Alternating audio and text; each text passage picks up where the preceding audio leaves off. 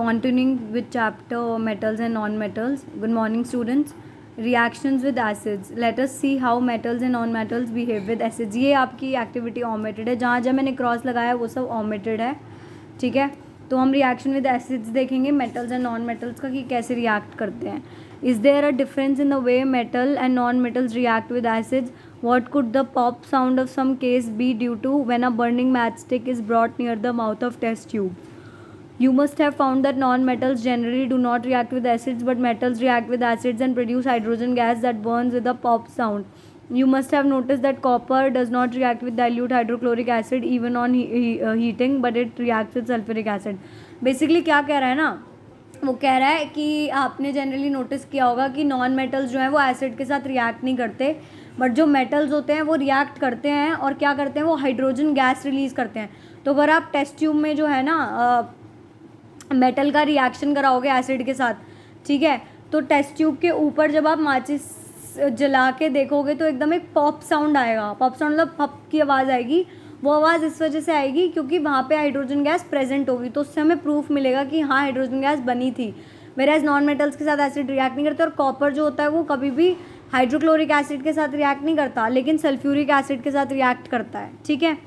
ये एक्टिविटी देखो, prepare a fresh solution. यहाँ रिएक्शन विद बेसिस स्टार्ट हो गया. बेसिस के साथ रिएक्शन देखेंगे मेटल नॉन मेटल का. Prepare a fresh solution of sodium hydroxide in a test tube by dissolving 3-4 pellets of it in 5 ml of water. Drop a piece of aluminium foil into it. Bring the burning matchstick near the mouth of the test tube. Observe carefully. वो क्या कह रहा है, एक sodium hydroxide का solution test tube में लो और 3-4 pallets जो हैं उसमें डिज़ोल्व करके, ठीक है, इन 5 ml के पानी में, ठीक है. तो उस एलुमिनियम, एक छोटा सा पीस लो एलुमिनियम का फॉइल का और उसे उसमें डाल दो. फिर ब्रिंग द बर्निंग मैचस्टिक, उसके मुंह के आगे टेस्ट ट्यूब के आगे ले आओ और फिर देखो क्या होता है.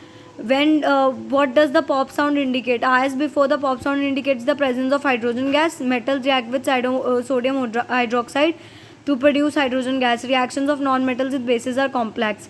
Reaction of जो non-metals हैं bases के साथ वो complex होते हैं, इसलिए उन्होंने यहाँ पे उनकी बात नहीं करी है. Whereas metals जो होते हैं वो again hydrogen gas release करते हैं, ठीक है. और उसकी वजह से क्या होता है कि क्या होता है कि पॉप साउंड निकलेगा फिर से जब आप मैच स्टिक टेस्ट ट्यूब के माउथ पे लगाओगे. डिस्प्लेसमेंट रिएक्शन देखते हैं.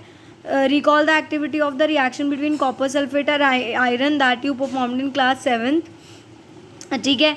अब क्या हो रहा है, ये एक्टिविटी एक्चुअली मैंने गलती से इस पर क्रॉस लगाया हुआ है. ये एक्टिविटी आपको करनी पड़ेगी बच्चों. ये एक्टिविटी थोड़ी इंपॉर्टेंट है, इसको हटा देंगे हम. तो इस एक्टिविटी को पढ़ते हैं. इसमें लिखा है टेक 500 ml बीकर. 500 ml की बीकर्स लेने हैं, उनको लेबल करना है ABCDE. Take about 50 ml of water in each beaker. 50 ml of water हर एक बीकर में लेना है. डिज़ोल्व करना है क्या बोलते हैं, teaspoonful of each substance as indicated.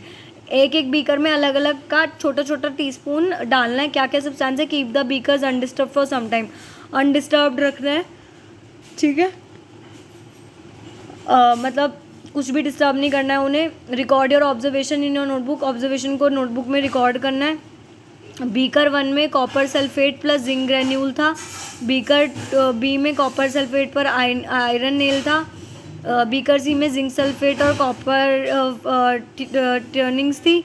Beaker D में आयरन सल्फेट और तुम्हारा कॉपर टर्निंग्स थी और तुम्हारा कॉपर ट्यूमिंग्स. बीकर E में जिंक सल्फेट और आयरन नेल थी, ठीक है.